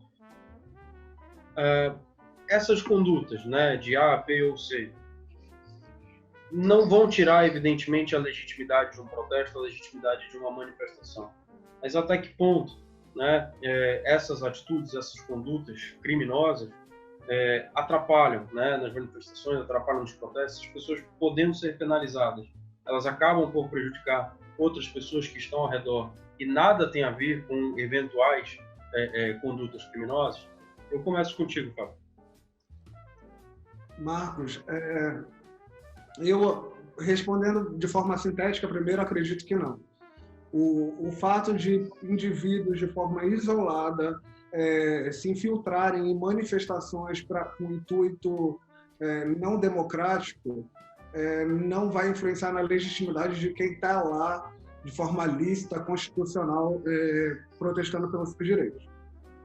E isso a gente já tem visto desde as últimas manifestações lá de 2009. Que várias black blocs eles se infiltram para quebrar, e agora de uma forma um pouco mais acentuada e um pouco mais preocupante a míngua da democracia, com discursos de intervenção militar e outros discursos que não cabem no nosso arcabouço jurídico. Aí eu acho que a gente tem que enfrentar a questão pelo ponto de vista da finalidade, é a mesma questão das máscaras. A manifestação ela foi programada com o intuito de defender uma pauta legítima ou com o intuito de defender uma pauta antidemocrática. Se ela foi pautada com o intuito de ser antidemocrática, o movimento, para mim, quem está lá já está se contaminando com aquela pretensão e, para mim, deixa de ser legítimo. Agora, se tem pessoas infiltradas em manifestações legítimas, a gente não tem como, para uma meia dúzia de pessoas, ou ainda que eles sejam a maioria, se a manifestação não foi programada com esse fim, eu acho que a gente não tem como deslegitimar o exercício de um direito constitucional. E eu fico nessa linha. O intuito da manifestação que foi designada, se as pessoas foram para lá já sabedoras da pauta antidemocrática ou se é uma meia dúzia de pessoas que se filtraram na pauta para deslegitimar. A depender do caso, vai ser legítima ou não. E aí vai dar comprovação de dolo, vai dar comprovação de eventual ciência prévia, né, sobre a finalidade daquela manifestação. Se eu jogo por mim. Se eu vou para uma manifestação que tem uma placa imensa de intervenção militar, se eu entendo que eu tenho que estar na manifestação por alguma outra pauta específica, do negro, por exemplo, eu não vou estar perto da placa de intervenção militar. Nem vou estar satisfeito com o que está ali, ou de alguma forma me coadunar com aquela ação. É difícil a gente pontuar de forma individualizada se a manifestação ela é ou não é legítima, até porque esse discurso ele não vai cair no judiciário, né? O judiciário vai investigar crime. Ele não vai falar, é legítimo que as pessoas... É difícil isso chegar ao poder judiciário dessa forma. Se eu fui para a manifestação estava de forma legítima ou não. Vai investigar se eu cometi algum crime naquela manifestação. É uma questão tormentosa, até porque essa análise vai ser feita de forma popular, eu até acredito, né? A imprensa vai dar cobertura e quem estiver em casa analisando vai falar é legítimo, não é legítimo, mas talvez se algum critério científico, jurídico-científico. Óbvio. Eu concordo com o Fábio, sem tirar nem pouco. Eu só acrescentaria que eu acho que essa é uma discussão muito mais política do que jurídica, né? Eu acho que juridicamente a gente já tem meio que a definição de que o objetivo da manifestação tem que ser X e que se determinado indivíduo saiu daquele objetivo, ele tem que ser considerado de forma individual.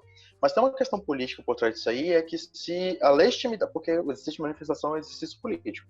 Então, se a legitimidade política para a manifestação ela está maculada por conta do ato de determinados indivíduos, né? ou de determinados grupos, um grupo menor ali diante, um grupo que propõe, por exemplo, vandalismo, se ele não está deslegitimando aquela manifestação. E um exemplo bem clássico que a gente teve no último fim de semana, eu queria evitar esse exemplo, mas eu vou ter que trazer ele agora, foi a moça que estava com um taco de beisebol, né? E a grande questão é a seguinte: se uma moça com um taco de beisebol, com os dizeres democracia, se não me engano, dessa vez tinha escrito democracia no taco de beisebol. Se uma mulher com um sujeito com um taco de beisebol escrito democracia, ela torna toda uma manifestação pró-governo, que eu acho que ela estava na manifestação pró-governo, uma manifestação violenta. Penso que não. Penso que, do ponto de vista jurídico, ela tem que ser tratada de forma individual pelos atos que ela cometeu, se cometeu, né, se cometeu algum ato.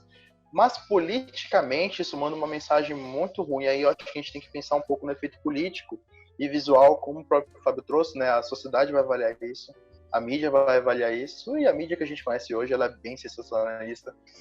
Colocar a mulher como capa de manchete em muito lugar por causa disso.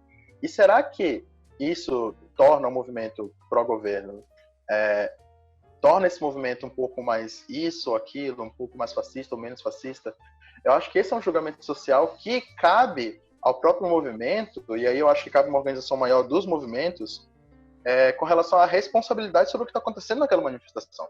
Porque eu acho que cabe sim um maior controle, e eu acho que isso é uma discussão que deve ser, inclusive, estendida, porque, por exemplo, vamos supor o seguinte: eu estou organizando uma manifestação aqui em Manaus, eu sou organizador da manifestação, eu tenho lá meu palanquezinho, paro, faço os comandos de voz, e aí, de repente, um grupo determinado da minha manifestação toma determinada atitude. Eu acho que essa atitude, embora do ponto de vista jurídico seja limitada àquele grupo, do ponto de vista social e político, ela vai se alastrar para o grupo. Cabe sim, penso eu, do ponto de vista político e social, cabe uma manifestação da própria liderança daquela manifestação de falar o seguinte: olha, esse grupo aqui não nos representa, não faz parte do nosso objetivo, e, por favor, não nos confundam com esse tipo de comportamento. Eu acho que a ausência desse tipo de manifestação pega muito mal pro manifesto em si. E fugindo um pouco da situação, fugindo um pouco desse exemplo, né, nós temos muitas autoridades públicas envolvidas com manifestações. Em alguns casos, o presidente da República, em alguns casos, ex-presidentes, em alguns casos, outras lideranças políticas. E talvez fosse uma pauta interessante também a gente pensar o seguinte: a responsabilidade de autoridades públicas que estão estimulando determinados comportamentos e determinadas manifestações. Porque a manifestação ela tem um objetivo específico que não é coadunar com o poder público. E o agente público que vai lá estimular determinadas condutas. Eu não estou falando só de um lado ou de outro, e temos exemplos de todos os lados. O agente público, o político, ou aquela pessoa que tem determinada influência em determinado estado, que influencia e incita determinado comportamento na manifestação. Como ele pode ser responsabilizado por isso? Acho que é uma discussão que a gente pode começar a ter diante dos últimos cenários, das últimas manifestações também. Então, para complementar essa questão do Robson, exemplificar, na verdade, eu concordo perfeitamente com isso, Robson. Inclusive, em 2009, na época daquelas manifestações, eu e um grupo de amigos, inclusive, a gente fundou um movimento aqui em Manaus na mudança do Brasil, movimento independente, e desde sempre a gente fixou a premissa de que não podia ter no nosso movimento bandeira político-partidária. E isso não foi só uma questão regionalizada, não foi o Fábio e o grupo de amigos dele conseguiram fazer isso, não. Foi uma pauta que vigeu, que todo o Brasil adotou. Então, todo mundo, na época, falava agora desses movimentos de MBL e etc., mas todos esses movimentos, eles levantaram essa bandeira de que não, aqui esse movimento é Brasil, e é até complicado a gente falar movimento Brasil hoje, verde e amarelo, né? Mas naquela época eles falavam movimento Brasil, verde e amarelo, e não tem pauta político-partidária. A gente não vai aceitar aqui bandeira de partido. O partido não vai utilizar do nosso movimento para intuituar o B ou C. Até porque a gente sabe que esse ano, por exemplo, é um ano eleitoral, de eleições municipais, e isso pode servir de instrumento, né, para uma ou outra pessoa. Fazendo coro ao Marcos também, no meu Instagram profissional, eu não postei nada no meu feed também referente à questão do negro, do Black Lives Matter. eu postei no meu stories, mas no meu feed eu tô no meio de uma sequência de postagens que elas se complementam, uma do lado da outra. E eu não podia interromper essa postagem. E vieram me cobrar, Fábio, você é negro, você tem que representar o movimento. Mas, gente, eu sou negro todo dia, há 31 anos. Eu não sou negro só na terça-feira de postar uma foto preta. Eu sou preto, eu posto todo dia. Quando eu posto foto minha, eu estou falando que a minha vida importa. Seria contraditório eu não defender essa pauta. Mas, assim, é uma cobrança que a gente recebe quando a gente se bota de forma pública, é até um pouco injusta, né? Porque, não, ou você é antifascista ou você é fascista. Ou você é democrático ou você é antidemocrático. Ou você é racista ou você é antirracista. São movimentos paralelos que você não pode se determinar sem ser taxado de forma pública, né? De não correr risco de sofrer esse cancelamento. É bem complicado os eventos. Esse julgamento social é bizarro, Fábio. É como se não sei, uma pessoa armada, um ladrão armado, chegasse para você, apontasse para você e falasse: você quer levar um tiro na cabeça ou no peito? Aí você fala para ele: ué, posso não levar tiro? Né? É basicamente isso. Você tem que escolher ou Bolsonaro ou PT, sabe? Ou fascismo ou antifascismo. Por que essa necessidade de ser enquadrado em um rótulo específico, né? A gente vive essa tendência, enfim, há alguns anos, né? Vivendo a vida como se a vida fosse um jogo de futebol, só existe lá e cá, né? Quem não é por nós é contra nós, né? E não é necessariamente isso, né? A gente não pode esquecer que existe não só uma terceira via, como uma quarta, uma quinta, uma sexta, uma sétima, sabe Deus quantas vias.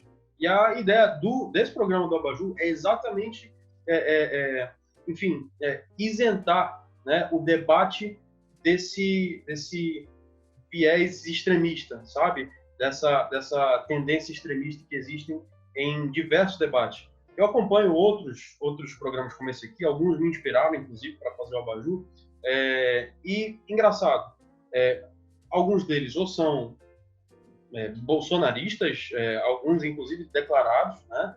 Ou, no mínimo, conservadores, né? Outros são esquerdistas declarados também, né? Progressistas, enfim. Há quem faça até sob o rótulo do petismo mesmo, do partidarismo mesmo. Então, quer dizer, eu percebi que existia um vácuo muito grande, né? Nessa necessidade de a gente fugir desse extremismo, e é por isso que eu trouxe vocês aqui hoje, para a gente estar encerrando essa discussão de hoje, meus amigos. E eu quero, mais uma vez, agradecer por demais a presença de vocês aqui. Eu quero estar exatamente endossando, né, essa agenda, mais da forma melhor possível, né? Eu publiquei hoje, como o Fábio falou agora, né? Vidas negras importam, né? Terça, quarta, quinta, todo dia, né? Eu publiquei isso hoje. O que eu quis dizer com aquilo? Essa campanha não pode se limitar a um feed cheio de postagens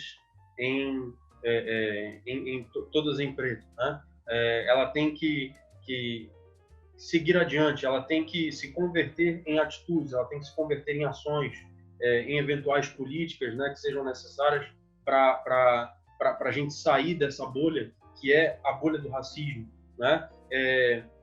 E aqui eu vou mencionar só uma linha aqui que eu menciono, não sei se vocês vão concordar comigo, a maioria das pessoas que eu tenho consultado a esse respeito não concordam comigo, mas eu tenho visto muito ser postado a seguinte frase: racialize tudo. Eu não vou nem entrar nesse mérito. Eu tenho a impressão, e aqui é só a minha opinião, de novo, eu não estou no meu lugar de fala, mas eu tenho a impressão de que esse é um caminho errado, racializar tudo. Eu acho que a gente não vai conseguir fugir, sair da bolha do racismo, e eu não estou dizendo para a gente ignorar que o racismo existe, não estou falando isso, mas eu tenho impressão, é só uma impressão, eu posso estar errado e eu quero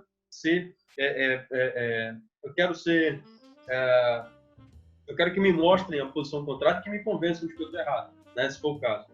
mas eu tenho a impressão de que não sairemos dessa bolha do racismo enquanto não pararmos, né, de racializar tudo. É só, de novo, uma impressão, é só uma constatação pessoal minha, tá bom? Mas antes eu quero perguntar de vocês exatamente nesse sentido, e aí a gente encerra, levando em consideração que, enfim, a Constituição Federal, tanto no seu artigo 5º, né, quanto a própria lei, né, de combate aos crimes de racismo, né, de preconceito, que é a Lei 7.716, né, que a gente mencionou mais cedo, levando em consideração que o ordenamento jurídico, né, pelo menos normativamente falando, ele não tem sido suficiente, né, para, enfim, coibir, né, inibir o racismo, né, por questões culturais, é óbvio isso, né? O racismo ele é um problema cultural, né, da humanidade, né? Que outras medidas, né, que outras possibilidades vocês vislumbram para a gente vencer esse problema social, para a gente sair dessa bolha cultural? Eu vou falar primeiro. Marcos, fazendo referência a essa questão, essa frase primeiro que você falou, do Racialize tudo. Eu concordo com você. Assim, eu fico até... Eu sou temeroso em adotar posicionamento porque eu não quero ser...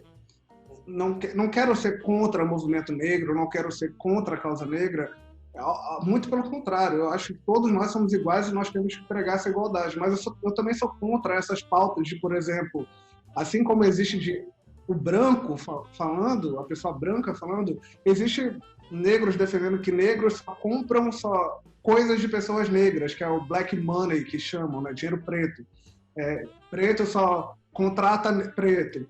Eu acho que isso foge um pouco desse princípio da igualdade do que a gente está buscando. Eu, sinceramente, não sei se isso contribuiria com a nossa democracia. Mas pensando da forma de o que a gente pode fazer para melhorar a situação no Brasil, eu acho que é uma pergunta muito difícil, né, da gente responder, bem complicado. A gente poderia falar, talvez a gente igualar a inafiançabilidade e a imprescritibilidade do crime de injúria racial, igual como é o de racismo, só para fazer o paralelo, porque injúria é uma questão de uma pessoa particular e racismo é contra uma raça inteira, né? Contra um grupo indeterminado de indivíduos, mas talvez o aspecto criminal não seria tão efetivo, porque eu desconheço, sinceramente, eu sou servidor do Poder Judiciário do Amazonas, eu desconheço processo que o agente criminoso ele pense na quantidade de tempo que ele pode passar na cadeia em virtude de alguma atividade criminosa. Então, não sei se aumentar a pena seria alguma solução viável. O que eu acho que a gente poderia fazer é efetivar os direitos fundamentais que nós temos na Constituição, que é uma tarefa complicada e que exige, além de vontade política, vontade financeira do Estado. O Estado, enquanto a gente tiver preto, pobre, sem oportunidade, vai existir racismo, vai existir preconceito, vai existir essa segregação. Enquanto não existir interesse e vontade política e legislativa das autoridades constituídas em demonstrar para a população que é normal ser preto, que somos todos iguais, a população vai viver nessa bolha. E isso só vai acabar mediante coação e atividade legislativa e atividade política. Melhorar saneamento básico, todas essas questões de democracia, elas vão passar necessariamente por questão racial. Porque enquanto nos Estados Unidos a gente pensar, talvez o negro correndo, um branco correndo é atleta e um negro correndo é ladrão, bandido, enquanto a gente viver com esse pensamento, não vai acabar o racismo. Enquanto alguém atravessar a rua porque eu estou passando de noite numa área escura, com medo porque eu sou negro, não vai acabar o racismo. Eu costumo dizer, para os meus amigos sabem, que eu não me visto igual os brancos se vestem. É uma questão até complicada, porque se eu for no shopping via de regra, de regata, bermuda e chinelo, não é a mesma coisa do que um branco indo para o shopping de regata, bermuda e chinelo. Infelizmente, não é a mesma coisa. Vão me olhar de outra forma. Se eu entrar numa loja para comprar alguma coisa, vão me atender de forma diferente do que vão atender um branco. Isso daí eu já fiz esse teste em alguns lugares. Inclusive, eu fui com a minha família uma vez para os Estados Unidos, para o Japão, desculpa, e lá a gente fez um teste no metrô. Toda vez que a gente sentava perto de alguém lá, a pessoa levantava e mudava de local. Só que a minha madrasta, ela é branca. Meu pai é casado com a minha madrasta, que é branca. E a gente fez esse teste e a gente testou, né? Testa essas teorias também. E quando ela sentou ao lado sentava ao lado dessas pessoas, eles surpreendentemente não saíam. Então, é uma coisa assim, não é uma coisa regionalizada, não é uma coisa que só dos Estados Unidos ou só do Brasil, é uma coisa realmente mundial. Exige ações de caráter internacional para mudar isso e de muita consciência coletiva, muito bom senso. Aproveitando também já, Marcos, que a gente já está finalizando, estou finalizando minha participação, gostaria de agradecer a todos que nos ouviram até aqui. Gostaria de agradecer a você por esse espaço democrático, livre de ideologia, que é o que a gente realmente precisa no dia de hoje, e me colocar à disposição para qualquer debate futuro com você, com o Robson, estou à disposição. Esse tema é bem complicado de ser debatido, eu sei, a gente corre riscos muito grandes em adotar ponto de vista, mas eu acho que a verdade, e a verdade democrática, acima de tudo, ela tem que ser dita, né? Agradeço... Né? Oi? É liberdade de expressão, né? Liberdade de expressão, afinal, a gente ainda tem esse direito, né? Agradeço a participação e fico por aqui, encerro minha participação. Robson. Bom, na verdade, acho que como um último dizer que eu tinha para deixar hoje, uma coisa que vem me incomodando bastante nos últimos dias, né? Que é a questão da politização do discurso, né? A gente está politizando tudo virou uma questão política, tudo tem que se posicionar, como vocês comentaram. Mas tem um detalhe que passa batido nisso, é que tem coisas que você simplesmente não pode também se eximir, existe um limite, né? E eu temo que, eu não sei se isso é um sentimento só meu, não sei quantas pessoas têm esse sentimento também, que nós estejamos caminhando para um dos limites. E a gente falou tanto em democracia aqui, que eu acho que quando se atenta à democracia pode ser um desses limites. Eu acho que a gente tem que ficar atento para quando a gente estiver perto desse limite. Acho que esse é um limite importante que a gente tem que preservar, acho que esse é um limite importante que a gente tem que parar e refletir se é uma questão política ou não é. A gente está falando tanto de racismo aqui, uma coisa que me deixa muito triste, por exemplo, eu vejo pessoas que estão politizando o racismo como se racismo fosse uma pauta política. Não uma pauta política, gente, é uma pauta humana. Como humanos, nós temos que deixar isso para trás. Como humanos, nós temos que pensar essa matéria. Não é uma questão de, eu apoio determinada pessoa, então não vou apoiar isso. Não é assim que funciona, gente. Então, acho que esses limites democráticos, a gente precisa repensar e adequar cada coisa no seu lugar, gente. Racismo, questões de direitos de mulheres, questões de minorias, isso tudo tem que ser uma pauta humana, tem que ser uma pauta que nós temos que evoluir como pessoas e não podem ser politizadas. Eu acho que politizar menos e procurar resolver mais o problema pode ser um caminho legal para todos nós. Eu acho que essa é uma fala que eu queria deixar. E também agradecer, né, Marcos, pelo convite. Agradecer aqui em off também o Emerson por ter me indicado, né, por ter conectado aqui, nos conectado. E agradecer ao Marcos pelo espaço aqui. Eu acho que foi uma manhã bem proveitosa. Aprendi bastante com o Fábio. Agradeço muito, Fábio, pela participação. Aprendi bastante contigo, de verdade. Eu acho que essa troca de experiência é sempre legal. Essa troca de conhecimento é sempre bacana. E me coloco à disposição sempre que precisarem para qualquer tipo de conversa, qualquer tipo de debate futuro. Agradecer também quem está assistindo a gente agora, né? Quem vai escutar a gente. E é isso. Quero aproveitar rapidinho para agradecer a Carolina Mar também, fazer essa... Ela nos aproximou, então agradecer ela também, uma pessoa de coração muito aberto. Carol, sensacional. Obrigado. Gente boníssima. Bom, gente, mais uma vez, obrigado. É isso. Contem comigo também. E, enfim, acho que pudemos trazer aí para quem está escutando, para quem está vendo a gente, um debate de alto nível. Não chegou a ser um debate, né? Uma discussão, uma conversa, um bate-papo de alto nível, uma troca de ideias, de experiências aí que com certeza muita gente vai tirar valor dela, né? A ideia do Abajur é tão somente essa. Tá? Muito obrigado pela participação, por dispor desse tempo, né? Apesar de alguns imprevistos que tivemos aí, deu tudo certo no final das contas e eu agradeço do fundo do coração a todos vocês, até para a gente levar uma mensagem boa, né, para as pessoas. Acho que a gente está num período complicado, né?